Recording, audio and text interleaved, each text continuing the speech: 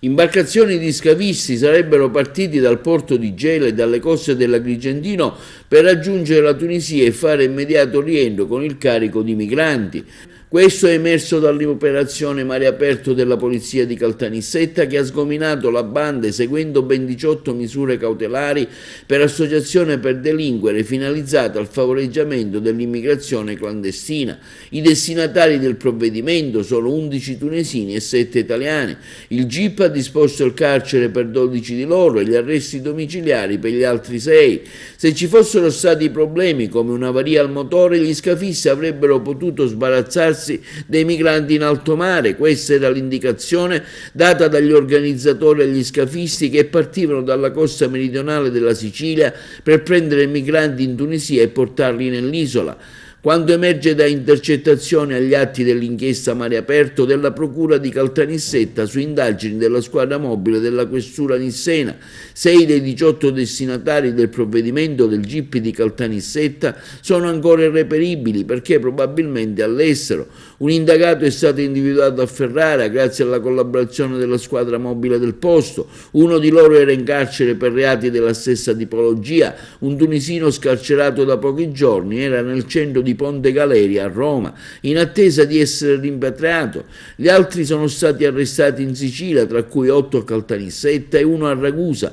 L'indagine è stata avviata il 21 febbraio del 2019, quando all'imbocco del porto di Gela si era incagliata una barca in vetroresina di 10 metri con 2 motori da 200 cavalli. La squadra mobile della Questura di Caltanissetta, indagando sul caso, scoprì che il natante era stato rubato a Catania pochi giorni prima e che erano sbarcati decine di persone, presumibilmente di origine nordafricane.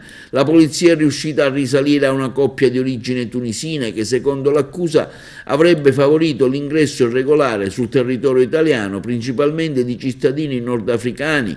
Nei confronti degli indagati, secondo la ricostruzione della Procura di Caltanissetta, sussistono gravi indizi di partecipazione a un'organizzazione criminale dedita al favoreggiamento dell'immigrazione clandestina aggravata, che aveva carattere transnazionale in quanto operativa in più stati, contestata anche la circostanza aggravante di aver esposto a serio pericolo la vita dei migranti da loro trasportati e di averli sottoposti a trattamento inumano e degradante per loro stessi. La presunta associazione per delinquere specializzata in viaggi per migranti, che andava a prendere in Tunisia salpando dalla costa meridionale della Sicilia, secondo quanto ricostruito dalla squadra mobile di Caltanissetta con l'operazione Mare Aperto, avrebbe avuto punti strategici dislocati in più centri dell'isola come Scicli, Catania e Mazara del Vallo. Avrebbe impiegato piccole imbarcazioni munite di potenti motori fuoribordo condotti da esperti scafisti che avrebbero operato nel braccio di mare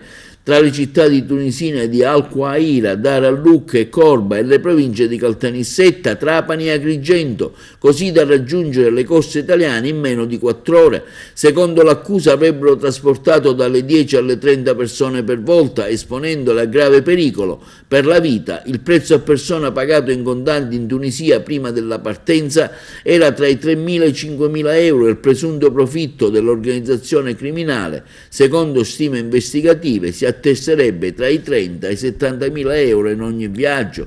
Le indagini della squadra mobile di Caltanissetta hanno ricostruito la presunta organizzazione di più viaggi organizzati dalla Tunisia alle coste italiane. Il 26 luglio, per uno dei viaggi pianificati dagli indagati, un'imbarcazione sarebbe partita dal porto di Licata in direzione delle coste tunisine per prelevare delle persone da condurre in Italia. Solo l'avaria di entrambi i motori non ha permesso la conclusione del viaggio e il natante è rimasto alla deriva in Mare Aperto, da qui il nome dell'operazione della polizia, e poi trovato di fronte alle coste di Mazara del Vallo. Tutto ciò grazie alla collaborazione della Capitaneria di Porto Empedocle, del reparto operativo aeronavale della Guardia di Finanza di Mazara del Vallo. È stato possibile individuare l'imbarcazione durante le fasi di rientro delle coste tunisine, identificando così gli scafisti.